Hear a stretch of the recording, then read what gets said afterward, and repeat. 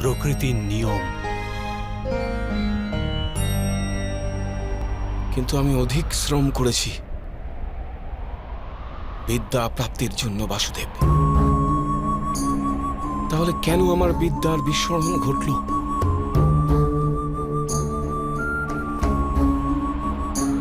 বিদ্যা প্রাপ্তির প্রয়াস কেন করেছিলেন আপনি অঙ্গরাজ? বিদ্যার মাহাত্ম্য কি সেটা জেনেছিলেন আপনি? বিদ্যা প্রাপ্ত করে সমাজ কল্যাণের অভিপ্রায় কি ছিল আপনার হৃদয়ে, নাকি কেবল নিজের প্রতিশোধ গ্রহণের হেতু আপনি বিদ্যা প্রাপ্ত করেছিলেন? বাস্তবে বিদ্যা প্রাপ্ত করার জন্য শ্রমের আবশ্যকতা তো হয়ই না, কেবল একাগ্রতা আর সমর্পণই পর্যাপ্ত। জ্ঞান তো আত্মার সহজ গুণ, আর আপনি তো বুদ্ধিমান। আপনিই বলুন না, বিদ্যা গ্রহণ করার সময় মন একাগ্র কেন থাকে না?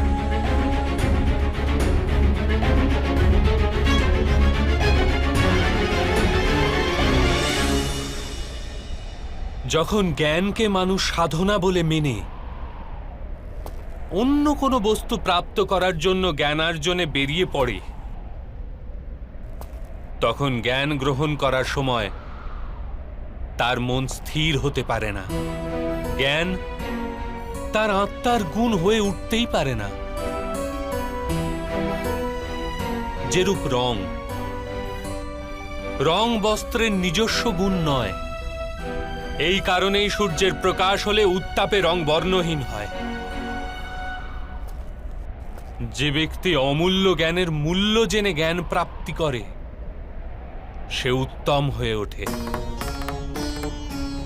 কিন্তু যে ব্যক্তি অন্য কিছু প্রাপ্ত করার আশায় জ্ঞান প্রাপ্ত করে থাকে, সে জীবনভর শ্রেষ্ঠ হওয়ার স্পর্ধা দেখিয়ে যেতে থাকে,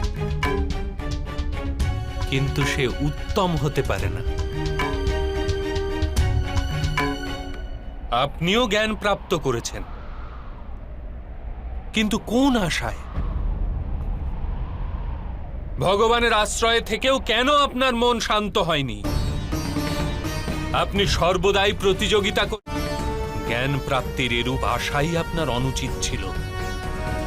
তাহলে এই বিদ্যার বিস্মরণ কেন হবে না অঙ্গরাজ কর্ণ? কি করে আমি প্রতিযোগিতা ছেড়ে দিতাম বাসুদেব? কি করে নিজের জীবনের সাথে আপোষ করে নিতাম? এই সমাজ নিরন্তর আমার সম্ভাবনাকে খুইয়ে দিয়েছে, আমার শক্তিকে সম্মান দেয়নি, আমার স্বপ্নকে স্বীকার করেনি, সর্বদাই সুত পুত্র বলে অপমানিত করেছে আমাকে। তোমার পিতা ঈশ্বর প্রদত্ত সম্ভাবনায় মানুষের অধিকার থাকে বাসুদেব, আর এই সমাজ কাউকে তার অধিকার থেকে কি প্রকারে বঞ্চিত করতে পারে? অবশ্যই এটা ঘোর অপরাধ রাধেয়। জাতপাতের বিভেদ করা, আর এই মিথ্যা বিভেদের ওপর ভিত্তি করে কোনো মানুষকে অথবা সমাজের কোনো অংশকে অধিকার থেকে, সুযোগ থেকে, সম্পত্তি থেকে অথবা সম্মান থেকে বঞ্চিত করা মানবতার বিরুদ্ধে। তাহলে আমার কি দোষ এতে বাসুদেব?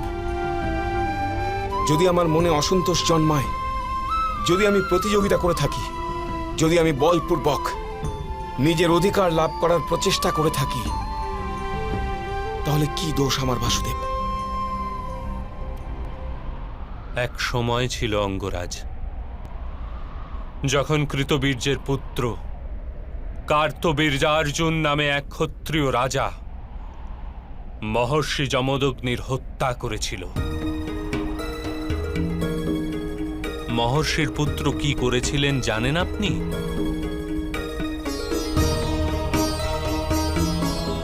উনি নিজের পীড়ার মধ্যেও চিন্তা করেছিলেন যে কেন তার পিতা মহর্ষি যমদগ্নির হত্যা করা হলো, কোথায় বিস্তৃত হয়েছে অধর্ম। উনি নিজের পীড়া বিস্মরণ করেছিলেন, সমগ্র সমাজের পীড়াকে আপন করে নিয়েছিলেন। আর অধর্মী ক্ষত্রিয়দের বিনাশ করে সমগ্র আর্যাবর্তকে শুদ্ধ করাই জীবনের মন্ত্র করে নিয়েছিলেন। যদি উনি কেবল প্রতিশোধ নিয়েই সন্তুষ্ট থাকতেন, তবে আজ ভগবান পরশুরাম নামে অভিহিত হতেন না।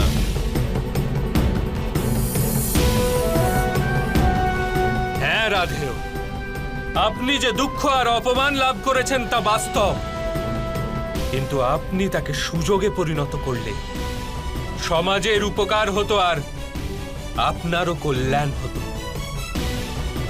আপনার ন্যায় শক্তিমান মানুষের আধার যদি অন্য শোষিত ও পীড়িত লোকেদের প্রাপ্ত হতো, তাহলে কত জীবন সুখপূর্ণ হতো। আপনার নিকট সম্ভাবনাও ছিল, সামর্থ্যও ছিল, আর সেই পীড়ার অনুভূতিও ছিল। কিন্তু আপনি নিজের জীবন তাদের সমর্পণ করেননি। আপনি নিজের জীবন সমর্পণ করেছিলেন দুর্যোধনকে, যার পক্ষে কেবল অধর্ম আর কিচ্ছু না।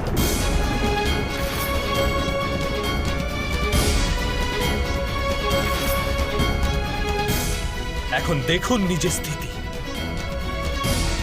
আপনি দুর্যোধনের পক্ষ গ্রহণ করলেন আর পাঞ্চালীর বস্ত্র হরণের ন্যায় পাপের ভাগী হলেন। আপনি নিজের মাতাকে সম্মান করতে পারলেন না, নিজের দুই ভ্রাতুষ্পুত্রকে হত্যা করলেন আপনি। আর আজ নিজের ধর্ম হারিয়ে, নিজের বিদ্যা হারিয়ে, নিজের সন্তুষ্টি হারিয়ে নিজেরই অনুজের হস্তে মরবার জন্য প্রস্তুত হয়ে রয়েছেন।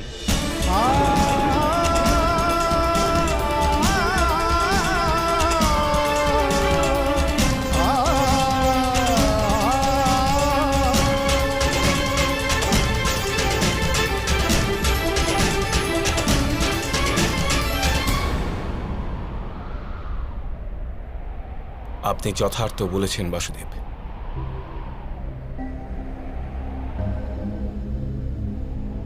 কিন্তু আমি মিত্র দুর্যোধনের উপকারকেও বিস্মরণ করতে পারবো না। কিসের উপকার রাধেয়? আপনার সাথে মিত্রতা করার পশ্চাতে কি দুর্যোধন সমগ্র হস্তিনাপুরের সুত ও নিপীড়িত মানুষকে বিদ্যার অধিকার দিয়ে দিয়েছিলেন? উনি কি সমগ্র শোষিত ও নিপীড়িত সম্প্রদায়কে আপন করেছিলেন? না,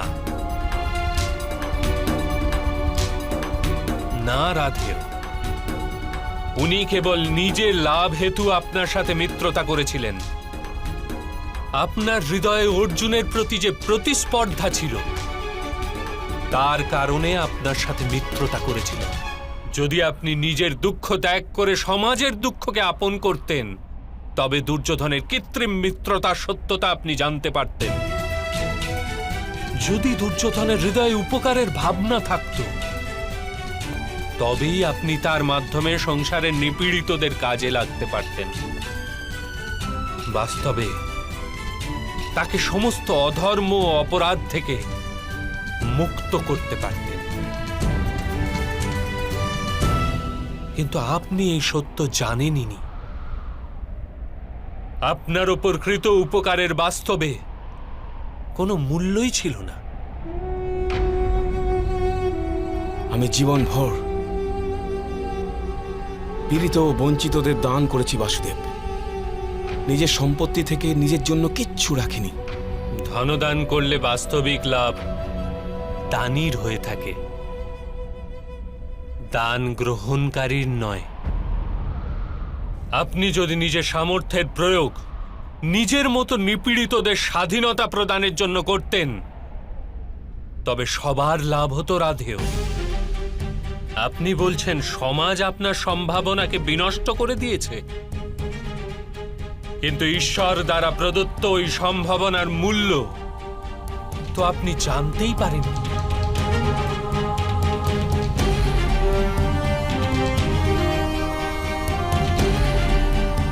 একটি সত্য জেনে রাখুন,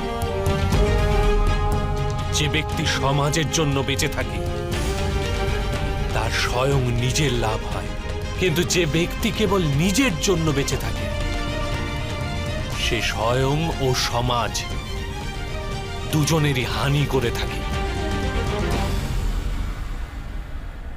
কুরুক্ষেত্রে আজ যে বিধ্বংস ঘটছে তার কারণ না দুর্যোধন, না তো মামাশ্রী শকুনি।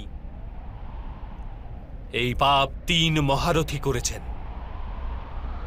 মহামহিম ভীষ্ম, গুরু দ্রোণ আর আপনি রাধেয়।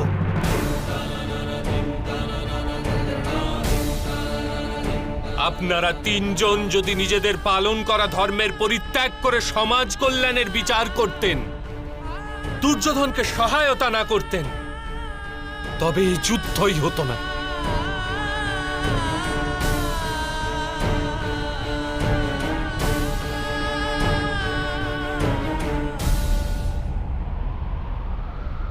আপনি যথার্থ বলেছেন বাসুদেব। এই সমাজের যত হানি অধর্মীদের দ্বারা না হয়ে থাকে, তার অধিক হানি ধর্মজ্ঞানী ব্যক্তিদের নিষ্ক্রিয়তার দ্বারা হয়ে থাকে। এ মহাযুদ্ধের পাপ শিরোধার্য করছি।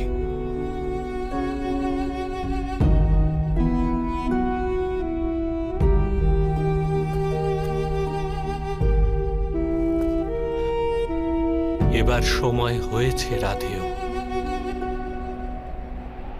নিজের দুঃখ ভুলে যান, নিজের অধর্মকে পরিত্যাগ করুন আর নিজের মৃত্যুকে স্বীকার করে নিন। এতেই সমাজের আর আপনার কল্যাণ হবে রাধেয়।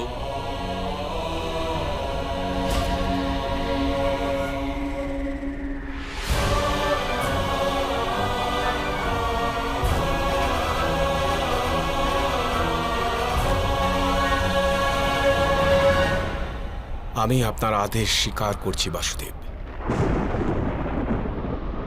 মৃত্যুকেও স্বীকার করছি।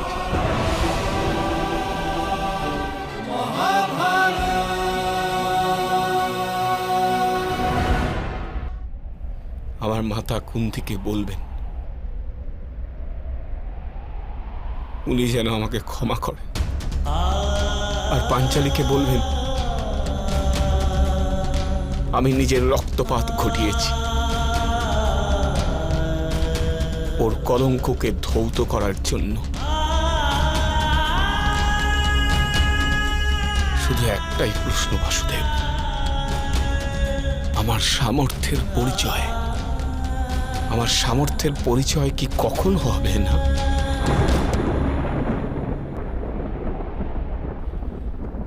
রাধেয়,